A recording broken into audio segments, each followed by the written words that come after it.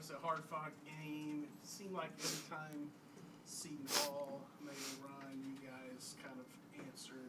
Does it show a little bit about the character of this team? Yeah, I mean, first and foremost, I want to give all glory to God and just blessing us to be able to play the game we love. And then, I mean, yeah, they're absolutely a tough team, and that's what basketball is, a game of runs. And I think we're built to withstand those runs and make runs of our own. Jacoby, what do you feel like just the difference was tonight for y'all? I think the preparation, coaches were definitely way more into it, and I think that passed over to us. Going to the game, we just all had more juice, coaches and players. And I think today, after we got a few buckets and we just started dapping each other up, telling each other good job, the crowd helped us. And overall, I think it's just because we had more juice. Ray J, you had a couple of threes tonight. Jacoby, you had a few too. Was there a bigger emphasis tonight on getting that three ball up, given what Seton Hall kind of has given up so far?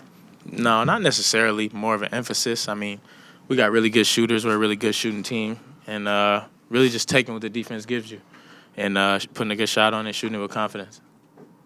Jacoby, you hit your first two of those, and then I want to say maybe there was a heat check in there, but first three. Yeah. I mean, did it feel good tonight? Just been working on my shot, especially since the past few games I haven't been hitting. Just came in, just tried to forget about those games. And when I saw one go in, I was just happy, got confidence. My teammates kept looking for me, and I was just blessed to keep knocking them down. Ray J, can you throw it too high for Eve? I mean, is it possible? That's funny because I've had a couple turnovers throwing it too low. So I'm just going to err on the side of throwing it way out of bounds now and just see how high you can go get it. On that one, did you think you'd overthrown it? Honestly, no, I didn't. I threw it and was like, that's probably he's probably the only person that can go get that. What does it do for you guys when you guys are able to hit from the outside, hit the long shots, and then have those guys inside to make passes too? And then, Josh had a pretty nifty play himself. Yeah, I mean, it just gives us like a balanced attack and, like you said, kind of can hit from everywhere. And, I mean, it's just a testament to my teammates and all of them, how much work they put in, just knocking shots down when it comes to them and finishing plays.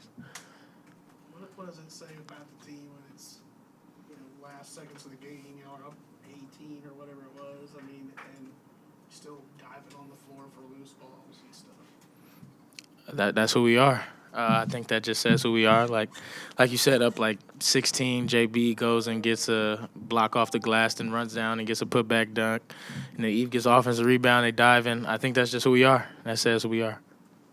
Jacoby, 9 turnovers in the first half and then only 3 in the second half. What was the message there just to keep it cleaner? We know what we're capable of doing. We know how that we want to limit our turnovers every game. At halftime, Coach, of course, got onto us about that, and I think we just shared the ball more. We looked at the reads, and we saw some film, and we saw what we could take and what we couldn't. And I think second half, we were just smarter with our passes.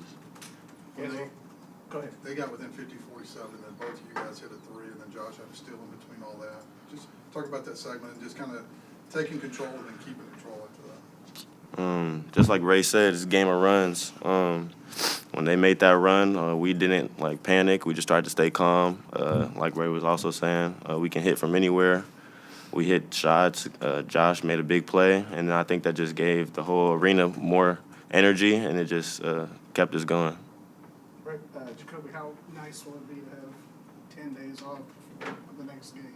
It's gonna be real nice for sure. Hopefully, we get a couple days off to rest. But we're just gonna stay locked in because we know what we got coming up, and we're just gonna get these wins. Is there the good and the bad about having that much time off? Definitely, you could be unfocused through that time, but I think with this team, we already know that these are games that we want to win for sure. Just trying to stay undefeated, so we're definitely going to be locked in. Bridget, you've been through it before, having been in. What do you say to guys that haven't been through it like you've been? Especially with this break coming up, stick to your routine. You got your daily routine, during the season. I think something that's always been important is sticking with that and not, sleeping in till 2 o'clock and not getting up and groggy and, like he said, kind of losing focus. So, getting up in the morning, getting your workouts in, but also being conscious about staying off your feet, I think we'll be all right. Anything else? Thanks, guys. Thank you. That's true. Well, it's the 400th win in the Farrell Center. I'm glad we got it because we don't have a lot of games left here. So also really proud of the team and just how throughout the years they've taken representing the Big 12 very serious. We're 14-4 in challenge games. That's the best in the Big 12. And that's from the Pac-12, SEC, Big East challenges. And I think it's great that Baylor's done a great job representing the Big 12 and making sure that tonight I know we won the challenge. We're up 7-3, one game left. So that's important because we're proud of the Big 12 conference and the great basketball it has. Scott, it seemed like every time Seton Hall made a run, Yeah. you guys kind of punched back. I mean, what did it just say about your team tonight?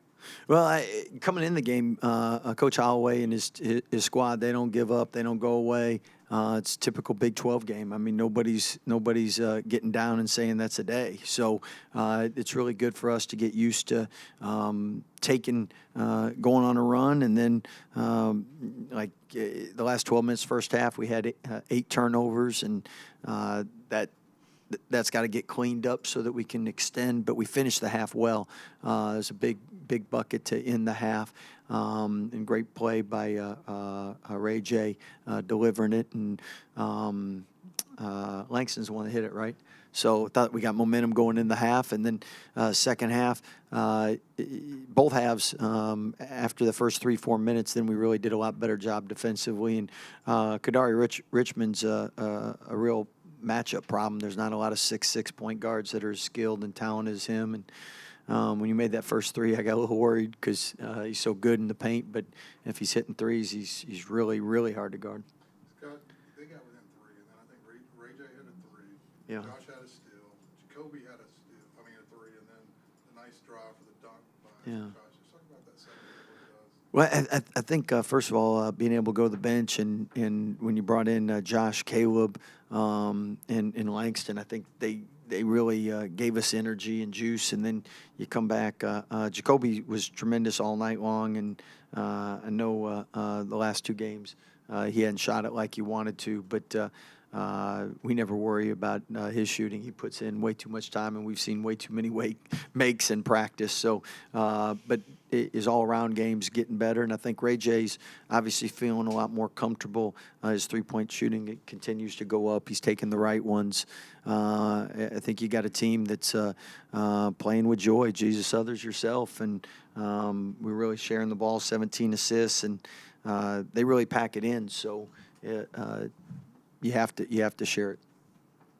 Scott, it looked like the defense struggled. You mentioned Kadari. Yeah. That was a big part of it. But you struggled with kind of that 2-man game or 2-man drive. Well, early on, the ball screen really hurt us, so we ended up trapping them, and that was a good adjustment. And then they went to ISO in them, and then we mixed in a little zone, and so good players, you got to have different. You can't do the same diet, and they made a nice adjustment going away from the ball screens, and then the last green or last trap in a ball screen blitz, whatever you want to call it.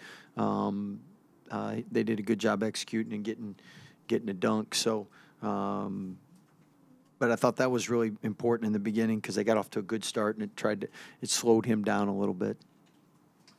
Is it possible to throw the ball too high for I mean, he just seems like he could go up and get it. Yeah, I tell you, he's a big man's dream for guards because there's so much margin of error.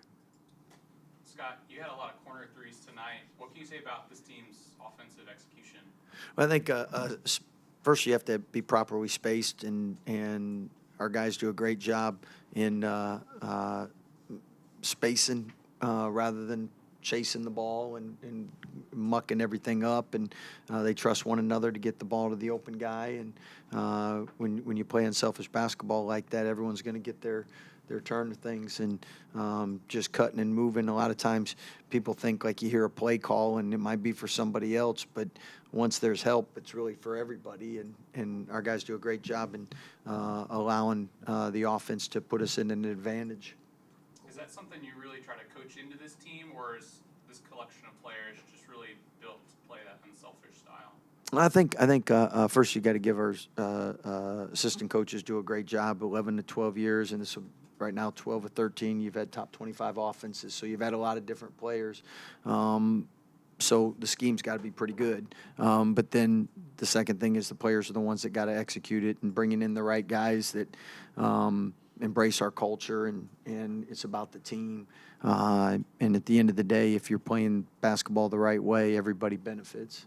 Along with those threes, what does it mean to have those guys that can have? That's me. Do you feel the energy? What does it mean to have the guys inside the big guys? You know, there's highlight dunks. I mean, Do you feel the energy?